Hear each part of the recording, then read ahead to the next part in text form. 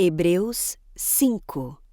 Todo sumo sacerdote é um homem escolhido para representar outras pessoas nas coisas referentes a Deus. Ele apresenta ofertas e sacrifícios pelos pecados e é capaz de tratar com bondade os ignorantes e os que se desviam, pois está sujeito às mesmas fraquezas. É por isso que precisa oferecer sacrifícios pelos próprios pecados, bem como pelos pecados do povo. Ninguém assume essa posição de honra por si só. Ele deve ser chamado por Deus, como aconteceu com Arão.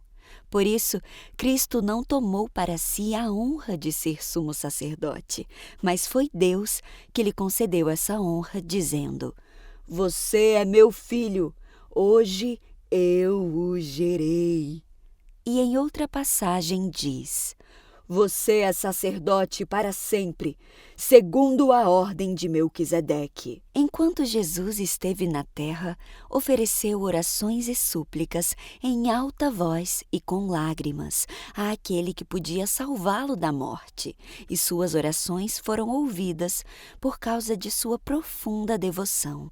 Embora fosse filho, aprendeu a obediência por meio de seu sofrimento.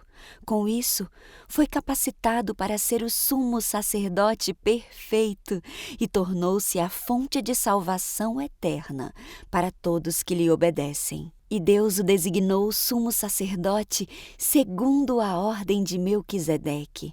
Há muito mais que gostaríamos de dizer a esse respeito, mas são coisas difíceis de explicar. Sobretudo porque vocês se tornaram displicentes acerca do que ouvem. A essa altura, já deveriam ensinar outras pessoas e, no entanto, precisam que alguém lhes ensine novamente os conselhos mais básicos da palavra. Ainda precisam de leite e não podem ingerir alimento sólido.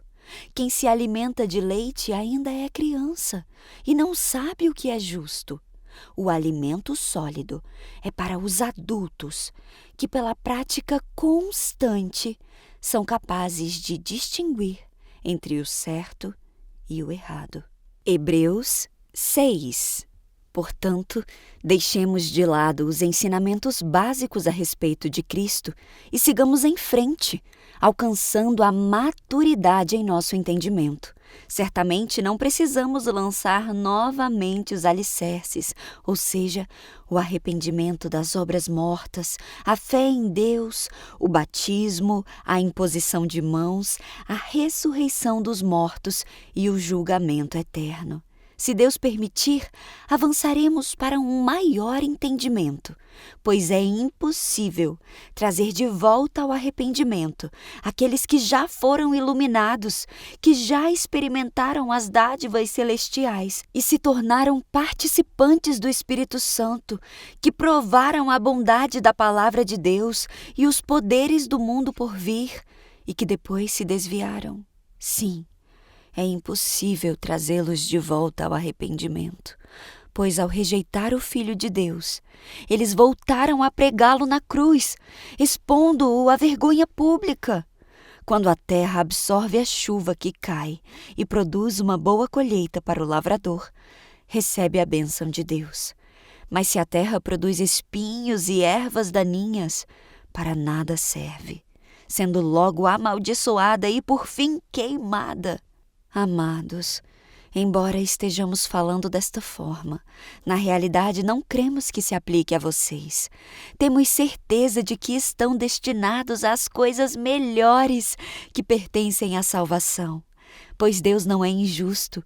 Não se esquecerá de como trabalharam arduamente para Ele e lhe demonstraram seu amor ao cuidar do povo santo, como ainda fazem. O nosso desejo é que vocês continuem a mostrar essa mesma dedicação até o fim, para que tenham plena certeza de sua esperança. Assim, não se tornarão displicentes, mas seguirão o caminho daqueles que, por causa de sua fé e perseverança, herdaram as promessas.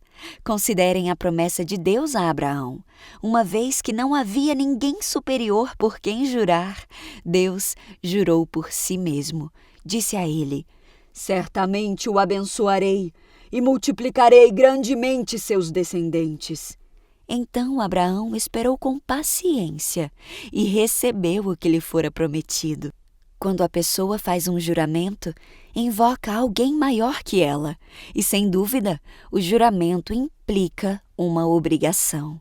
Deus também se comprometeu por meio de um juramento, para que os herdeiros da promessa tivessem plena convicção de que ele jamais mudaria de ideia. A promessa e o juramento não podem ser mudados, pois é impossível que Deus minta.